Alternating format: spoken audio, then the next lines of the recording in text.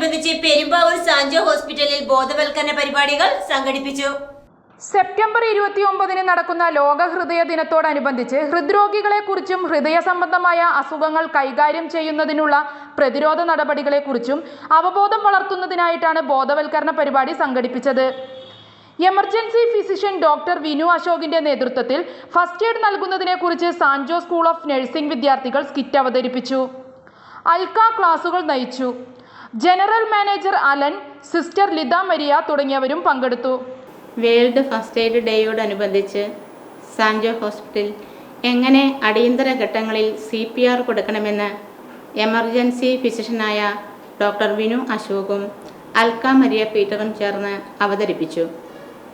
കൂടാതെ fracture, electric shock, dog bite, burns എന്നീ ഘട്ടങ്ങളിൽ ഫസ്റ്റ് എയ്ഡായി എന്തൊക്കെ ചെയ്യണമെന്ന് ഒരു സ്കിറ്റ് രൂപേണ സാൻജോ ഹോസ്പിറ്റലിലെ നഴ്സിംഗ് കുട്ടികൾ അവതരിപ്പിച്ചു. ക്രിട്ടിക്കൽ കെയർ വിഭാഗത്തിലെ ഡോക്ടർ ജൂലിയ ജെയിംസ് പരിപാടികൾക്ക് നേതൃത്വം കൊടുത്തു. News desk, Perumbavoor.